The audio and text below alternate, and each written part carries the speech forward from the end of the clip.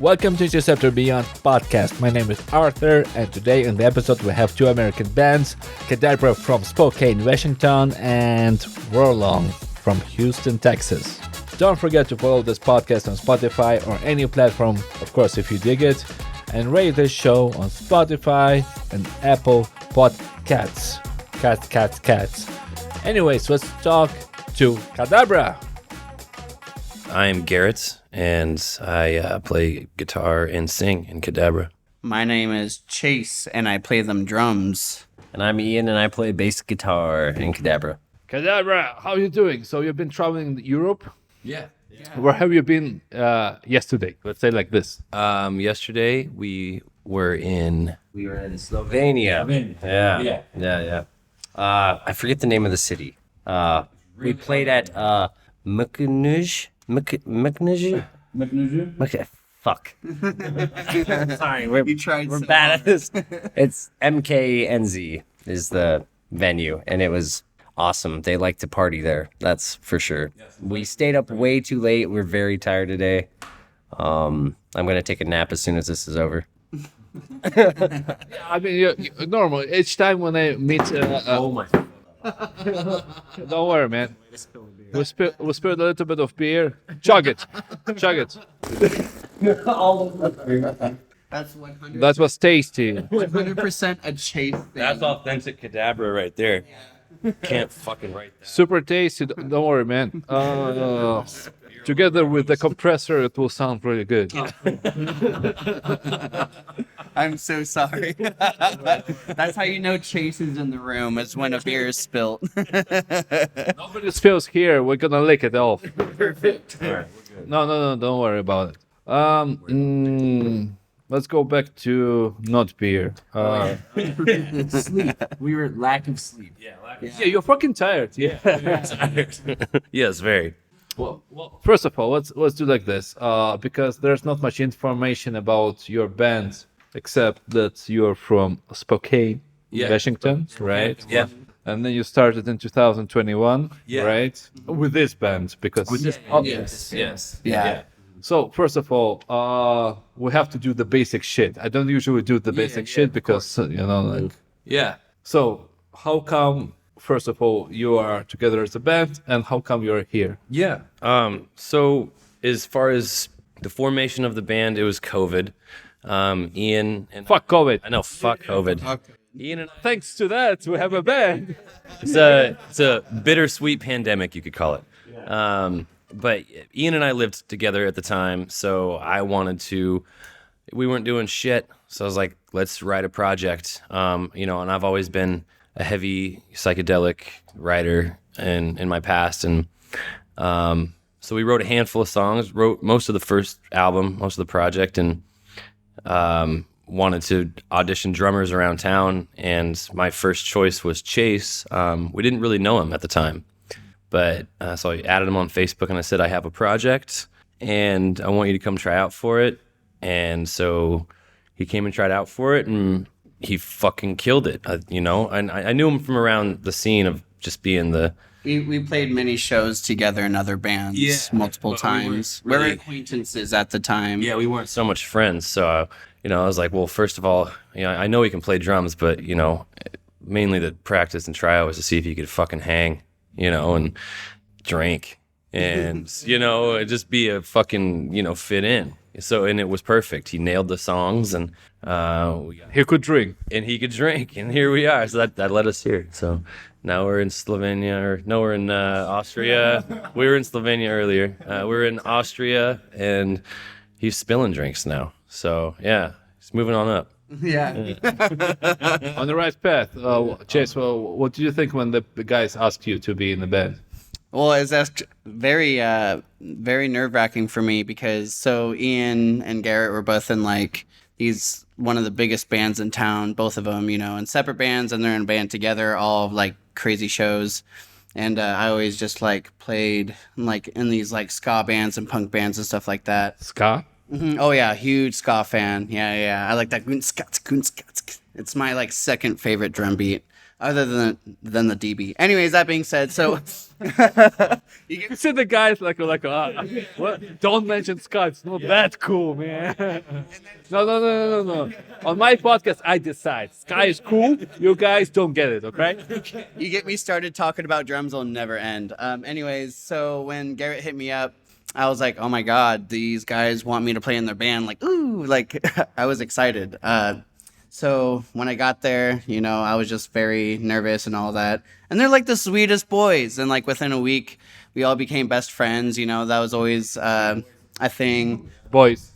And, you know, just like that experience as well. Like Garrett was saying, like the hang was really well. So we all played music together fairly well. And yeah, now these guys are like my brothers. Like I love them so much and they love me. Yeah, family.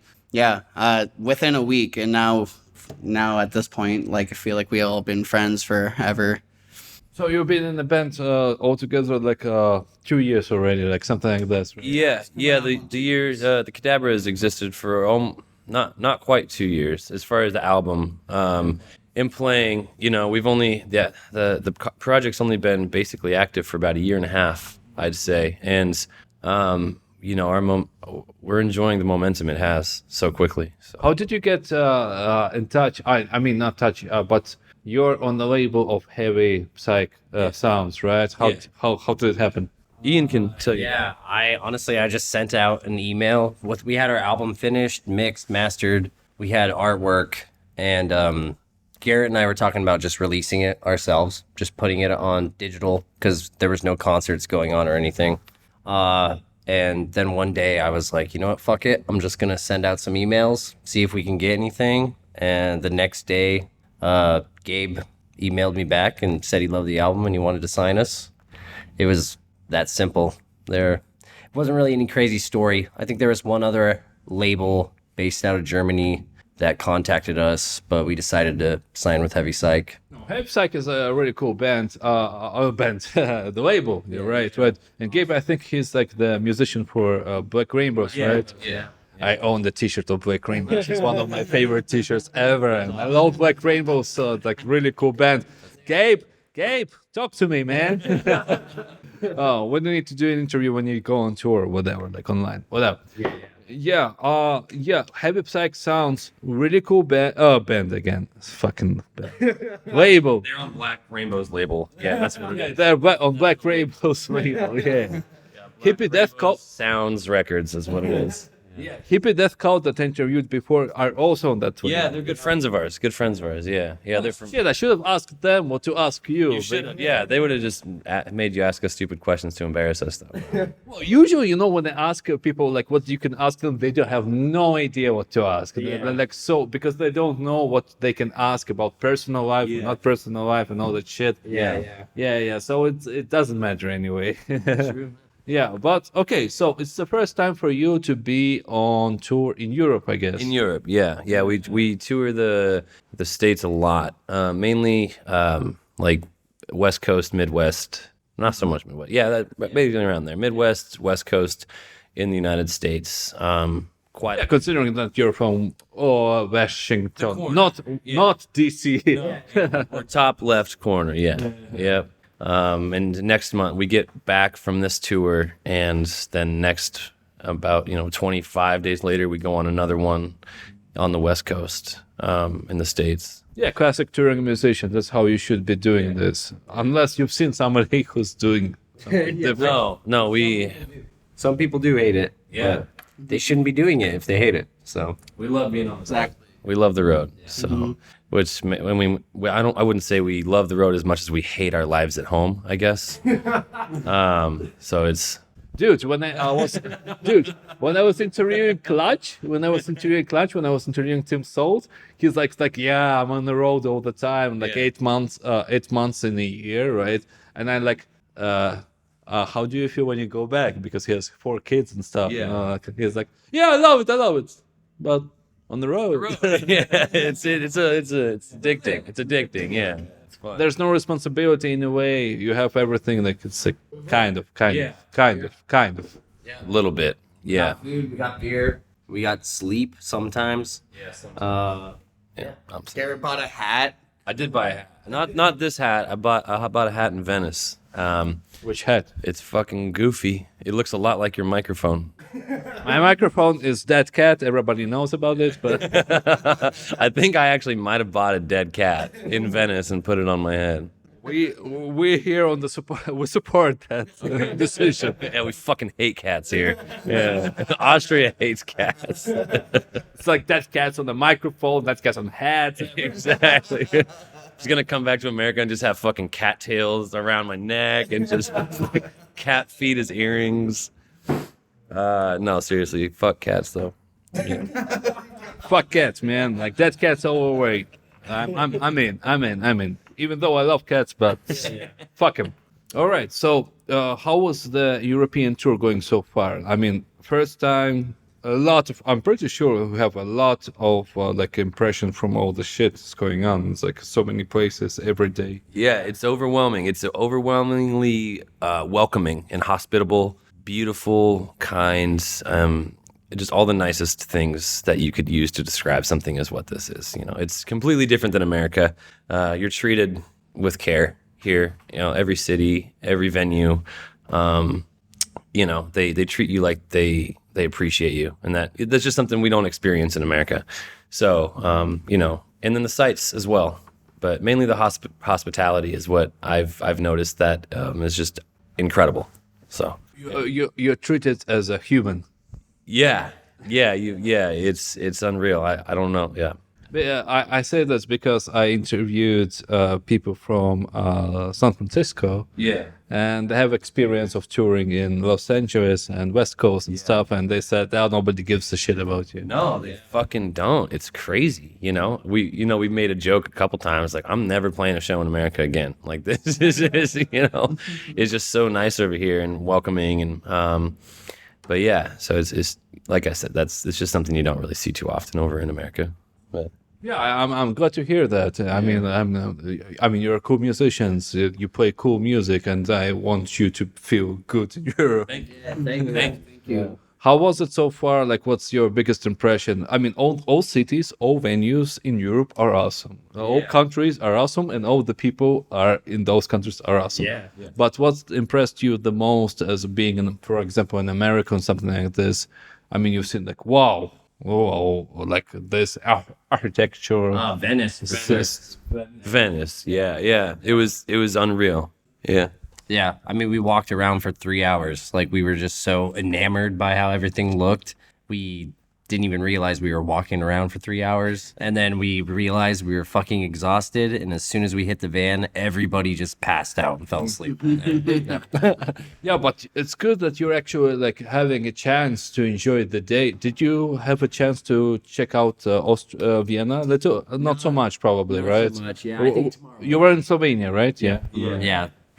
Tired as fuck. Yeah, about 6-hour drive today. So You drive yourself, or you have a driver?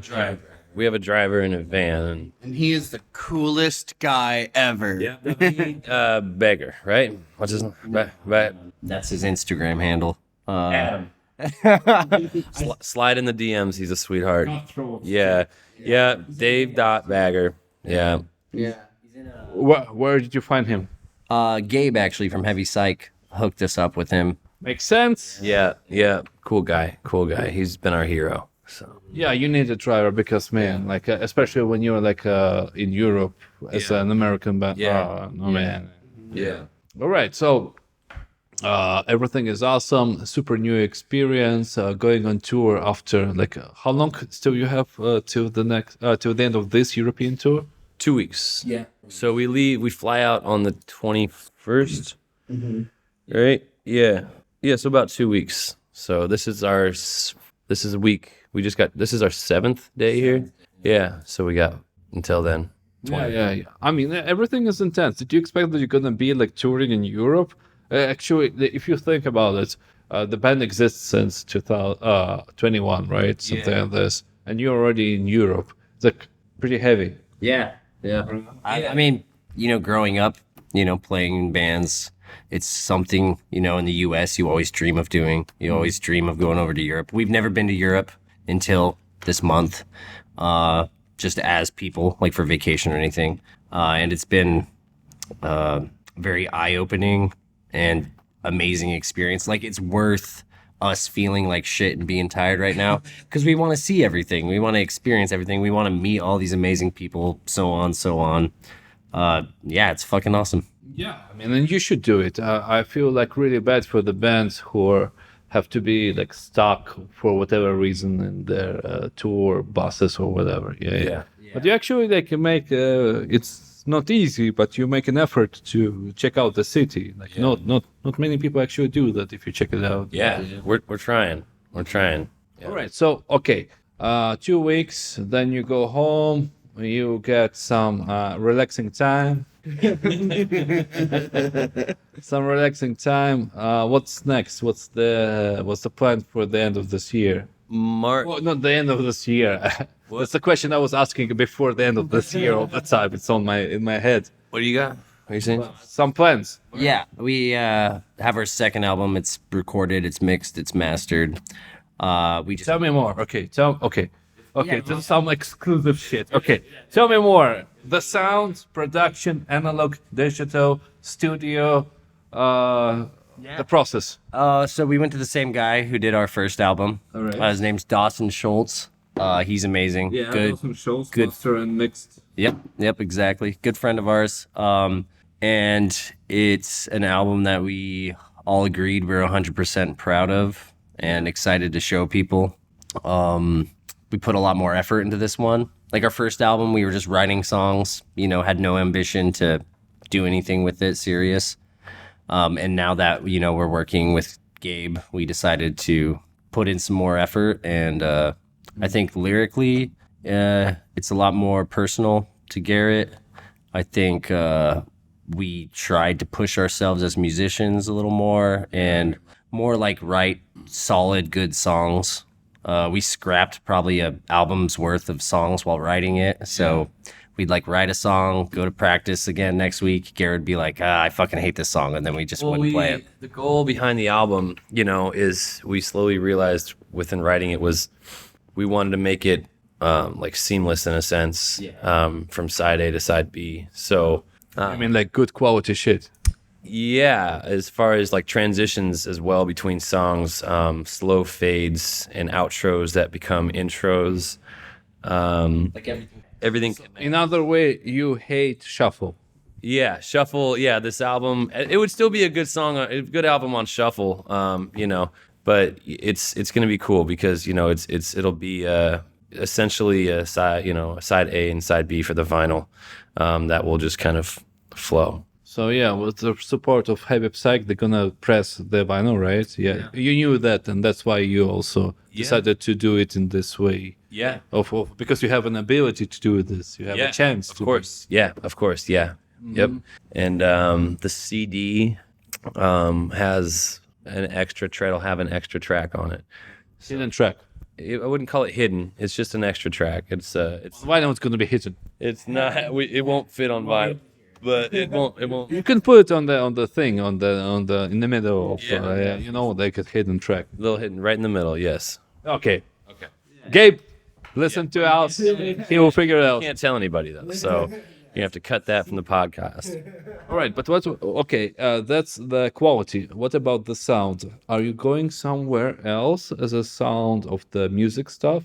More psychedelic, more stoner rock, more poppy, more commercial, intros in the middle or whatever, Yeah, so we kept a very similar like writing dynamic. We did get a lot heavier as far as I think the correct word for it would be girth. I don't know. It's much girthier. A lot.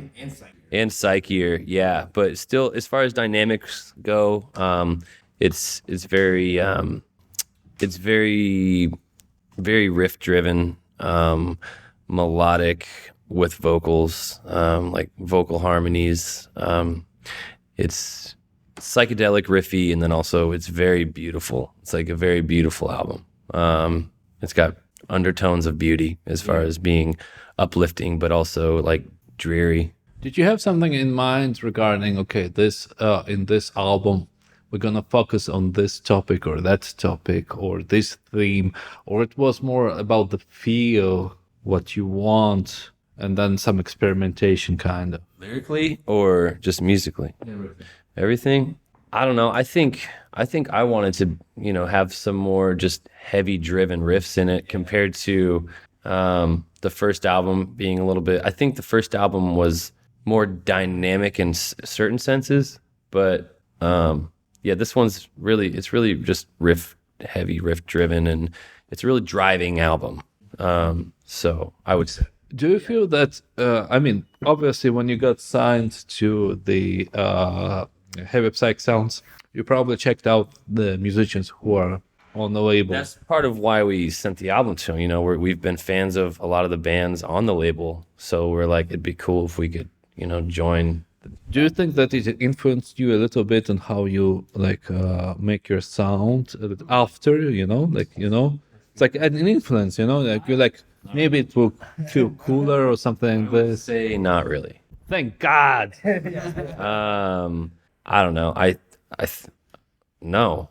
Yeah. No, not at all. I think there's so many different. I'm answering a lot of questions. I'm sorry, but there's a lot of different styles of bands on the label, which makes the label cool. But I don't think there's any band on the label that's too similar to what we have created, and I don't want to stray away from what we've created just to fit into the fucking label, but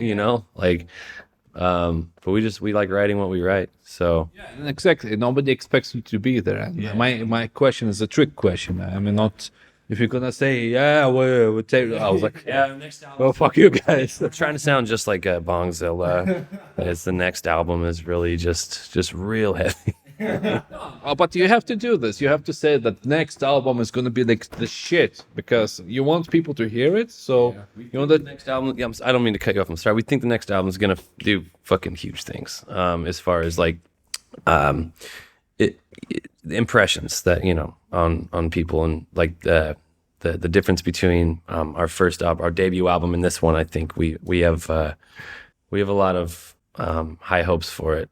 It'll get a great reaction. Did you do something that you usually didn't do, or at least you didn't do in the previous album? Like, I don't know, try some technique? Yeah, actually, we have organ on this album, which we didn't have in the first one. Yeah. We have a fancy. Yeah, we got a little fancy with this one.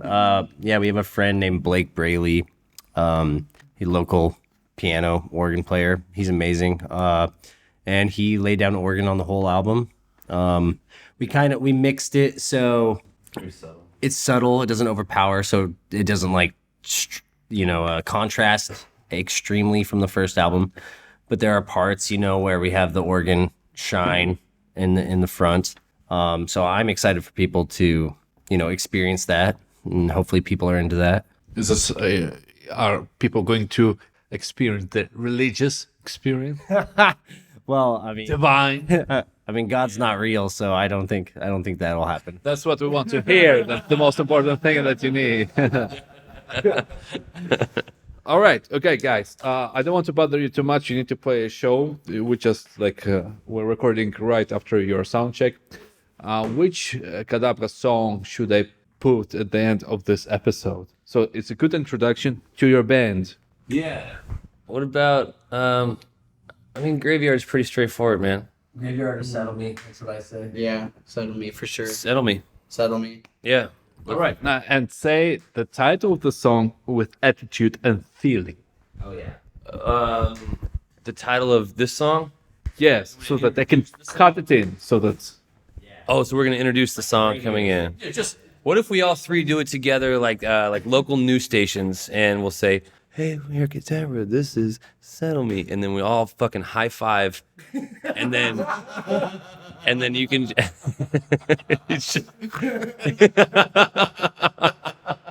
we'll all high five, and then you can put that, and we'll all take a picture together, high fiving and jumping, and then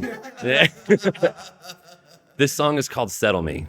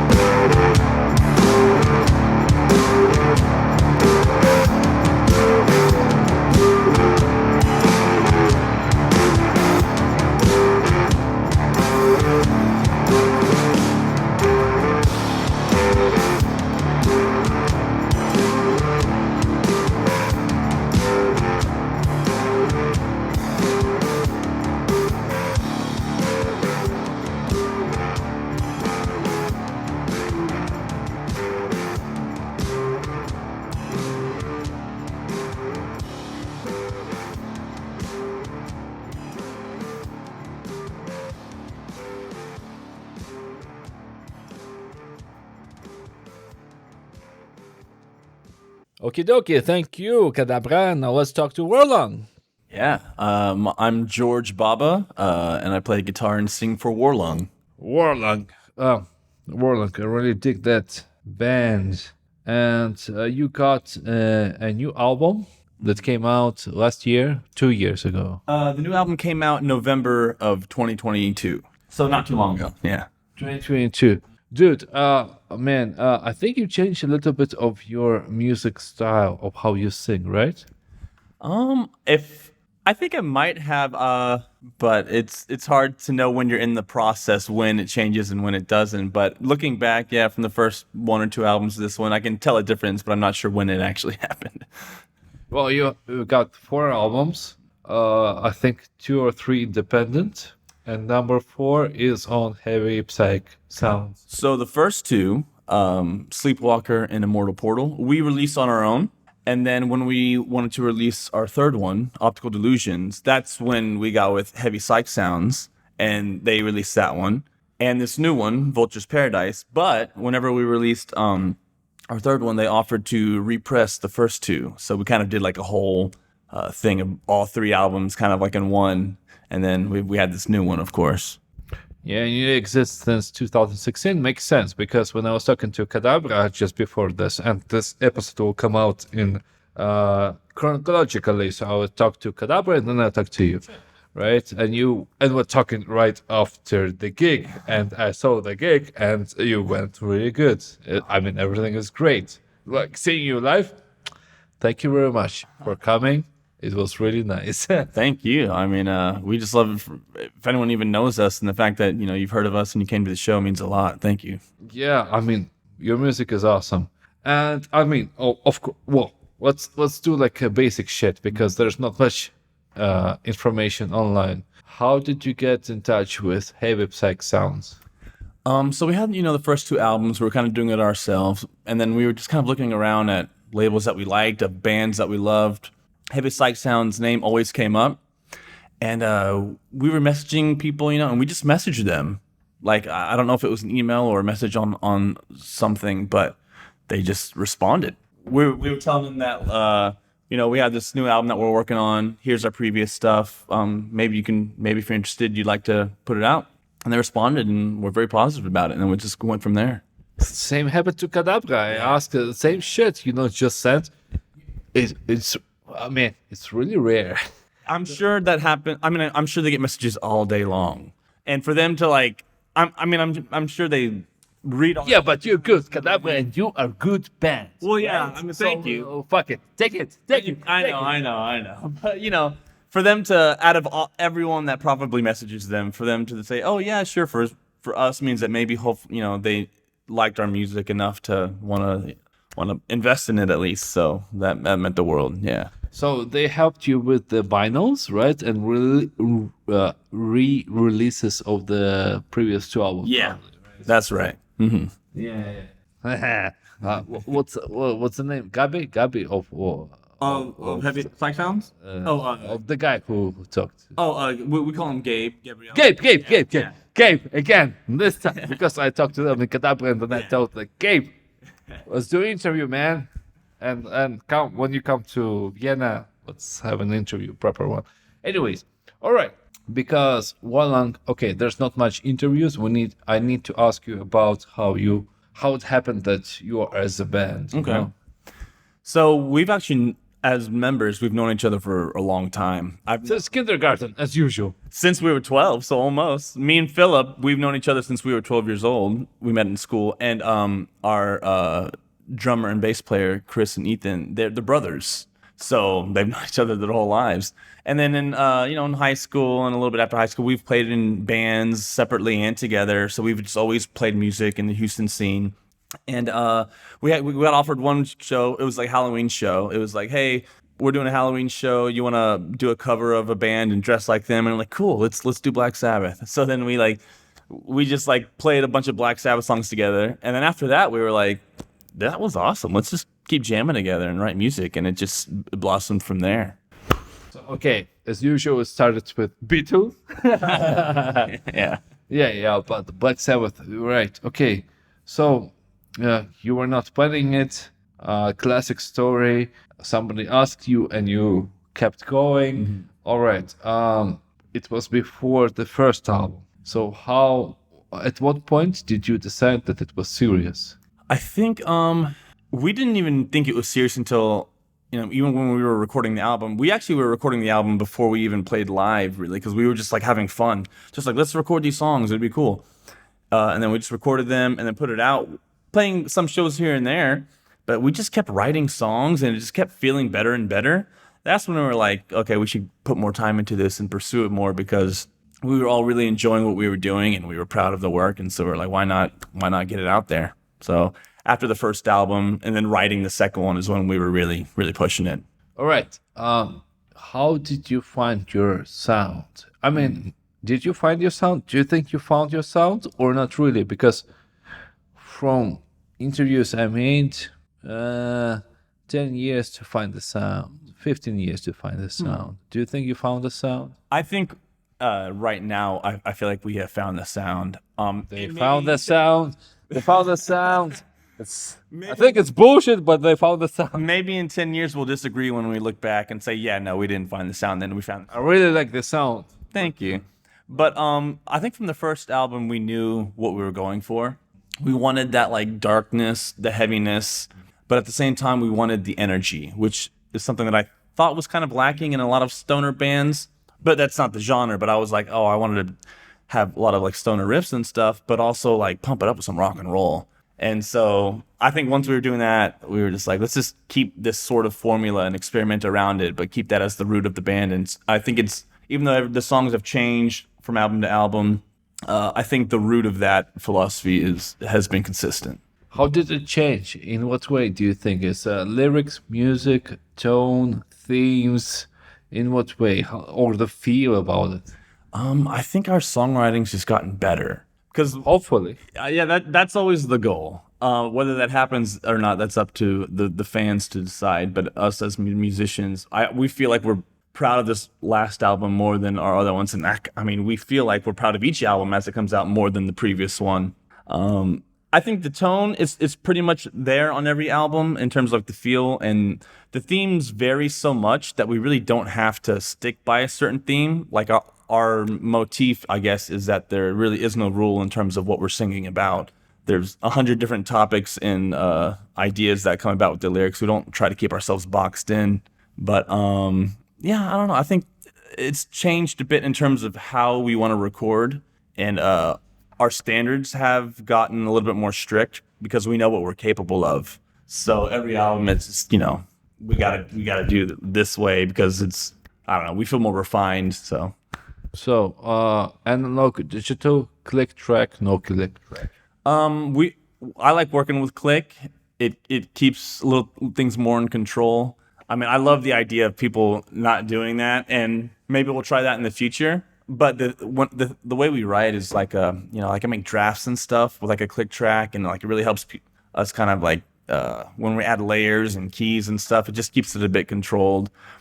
So we record digitally, but there has been a couple of times, I think it might have been Immortal Portal or maybe Optical Delusions, I'm not sure, where they like, you'll have to ask the engineer, I really don't know the terms, but they record it through tape after the fact. Maybe someone... I know. To make the saturation of through the tape. I know. Yeah, I don't know how it's done. The people I interviewed, they did the same shit. Yeah. That's beyond my understanding. But so a little bit of both. It sounds more juicier. Yeah, it does. Yeah, it gives it just something, some kind of like spark or crackle that just, I don't know, gives it that feel. Yeah, many bands that I interviewed did and done that. It works. It works. Yeah, definitely. So it wasn't a mistake. All right. So, okay, that. And what else? Something about the lyrics. Who writes the lyrics in your band?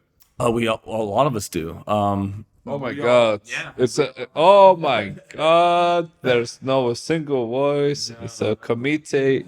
I'm joking. Yeah, I mean, sometimes when I write songs, I'll have lyrics in mind for the melody. Sometimes I don't, and I just have the melody. But Ethan, our drummer, will he writes a lot of lyrics, and I'll say, hey, what do you got? Send me some lyrics, and I'll see if I can fit it with my melody, or maybe I'll modify it here and there. And a lot of times that works. When Phil writes songs, he usually has lyrics going on, and we just kind of all like each other's ideas enough to all contribute. So okay, it's a committee. I'm joking.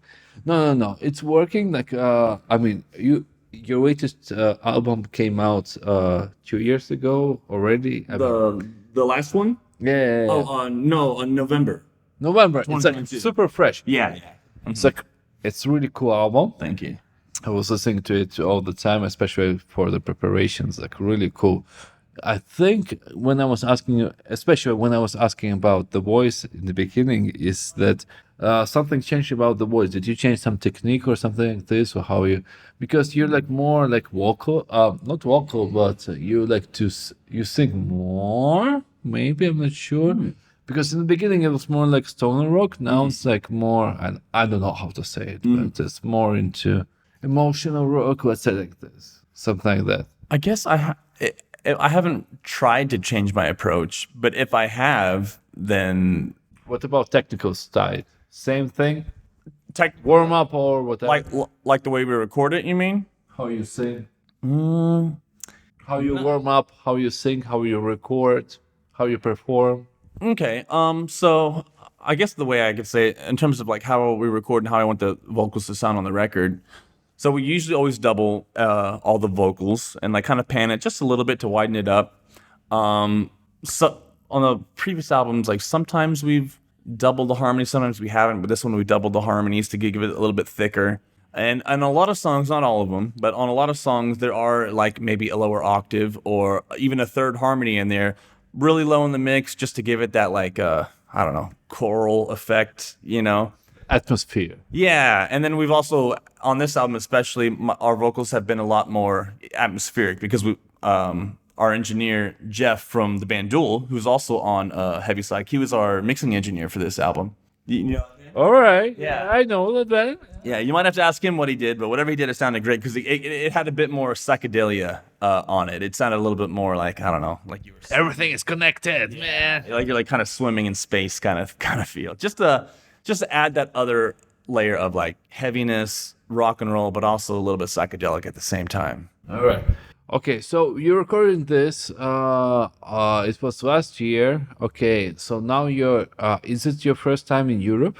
It is, yeah. This is my first. Just like Kadabra, man. Like they're like completely like juvenile about this. I mean, I'm joking. Yeah. No. Well, we wanted to come in 2020 when we released Optical Delusions. Of course, COVID put a wrench in our plans, which in a way was kind of cool because we spent a lot of time writing for this next album. But if we could have, we would have came in 2020 to Europe. That was sort of the plan. But we're happy to be here now. Yeah, for me, when I was doing research on you and Kadabra, you know, like Warlung and Kadabra, it was not easy because you're kind of blended together. It was like one big, huge band, you know, and I get confused who is who, you know. But okay, for you personally, maybe, or for the band, what was the impressions from Europe? What influence? I mean, it's you're from Houston, Texas. That's right. Yeah. Houston, Texas. It's quite different from European countries that you visited. Mm-hmm. What kind of like what struck you the most? Touring in Europe versus America. Touring, just anything? like experience, man. It's like just like I've never been to Houston, Texas. I will tell you how like if I were there, like holy shit, I don't know, like barbecue. Right. Well, yeah, you would be right. There is barbecue. That's, No, but I really want to experience that. Honestly, yeah. please come to Texas for good barbecue. Yeah, please. I think the biggest eye opener is how welcoming like venues and fans are. Yeah, Kadabra people also said that. It's it's crazy. People cook for us and feed us, and then they let us sleep, you know, at their venues, or they have accommodation for us. We don't get that in America. In America, it's as I said, nobody treats you as a human. no, you're on your own. It's Show business. If you, Is it show business or it's just like a human interaction? I think it's both. It's also, you know, a bit of the American culture. I think it's just the music scenes there. They're not as I don't know. They're just not as hospitable. Like they just don't. They're not happy for bands to be there. It's like just come and play and leave. But here it's, I mean, like the way they greet us. I mean, the way they treat us. They sit us down for dinner, and I'm like, I feel like I'm I don't deserve it in a way. And so that's definitely an eye shocker, but it's been a great experience. What was all the countries? I mean, as I said, like during the Kadabra interview, all countries are really good. All audiences are really good in Europe. Everything is good, but something that personally like really influenced you, like what shocked you, or like something that you have never seen before in Europe, you know, like as an experience. You know? Okay. Well, luckily, I've been fortunate enough. I've traveled to other places around the world: South America, Central America, Middle East. I don't know why I haven't been in Europe. I'm glad I'm here now. I love European culture in terms of how you guys preserve history. Like, things are very old but beautiful. In a lot of places in America, and especially in Houston, everything gets torn down as soon as it becomes not useful anymore. They don't preserve history, which is going to be a problem in the future for future archaeologists, because there's going to be nothing to work with. But in Europe, you don't mind something that's 100 years old, 600 years old, 2,000 years old. It's part of who you are as people, and you're proud of it. I wish we had that in the States. Maybe when we're a little bit older, civilization will have some of those things, but I love that personally, since I love history. So that was one thing that I really appreciated, coming here and seeing what I can, and just knowing that people can still enjoy a building that's been here for 300 years, like that. I love that. I think that's so cool. Yeah. Never been to Houston, heard only about barbecue. But no, but after this, you need to process it a little bit, like as a personal experience. It's a good ground for future music. What are your plans for the next, I don't know, end of this year?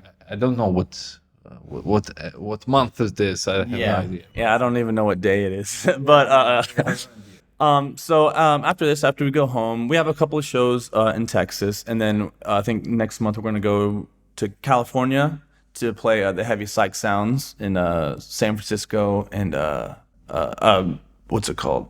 Joshua Tree next to Los Angeles. And then do you know Hippie Death Code's band? Oh yeah. Send hello personally from me, because they know me. Yeah, interviewed them also. We talk to them often. They're great. We played with them and a couple times, and we still talk to them, and they're awesome. They gave us we actually asked them a lot of advice about Europe, because they came in October. So we were like, hey, we just want to know what's going on, what anything we should know about, and they were really helpful. So we were very thankful for that. But then I think we have just some shows coming up until about May. And after that, no plans yet.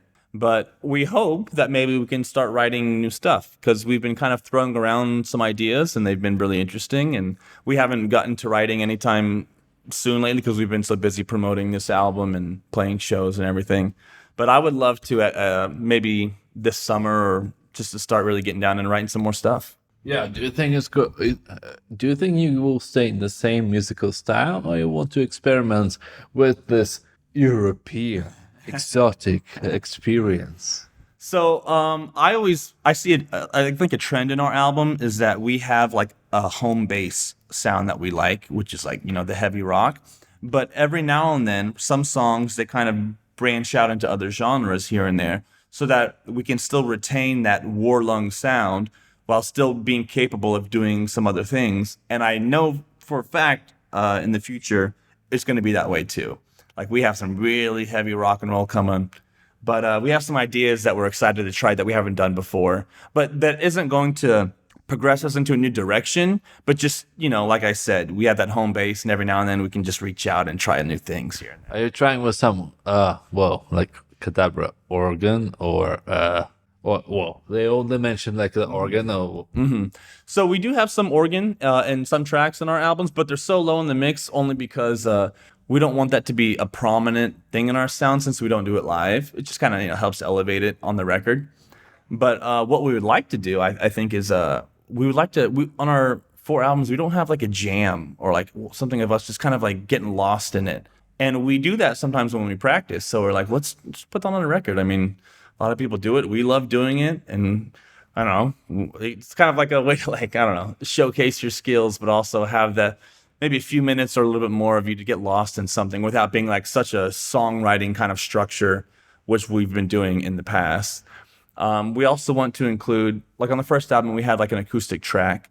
It's instrumental, but I would love to do like another acoustic track, maybe a little bit more, with vocals involved and drums and everything. That's something that I want to try as well. Feels like I have two albums, acoustic, jam session, unreleased B-sides, and something else. If it was 3 albums. Okay, I'm saying you. Fuck Heavy Psych Sounds. I'm gotta be sorry. Well, if it was up to me and money wasn't an issue and time wasn't an issue, I would put out a double album. That's like my dream, like a double album, 80 minutes of music. Our last album, we had a lot of ideas that didn't make the cut, but it would have been, we had, over an hour's worth of material, but we only put on like 42. So maybe we can reuse some of those ideas and rework them. I would love to do like long album with, progressive stuff going on. I don't know if we can afford to do that or even if we should, but I don't know. That's always been sort of in the back of my mind. You can always do a side project and call it some whatever, alphabetic gamma, whatever, and that's it, an experiment with that. It's not a problem. What Warlung song should we listen here at the end of this episode, which is a good introduction to your band? It is called Sky Burial by Warlung.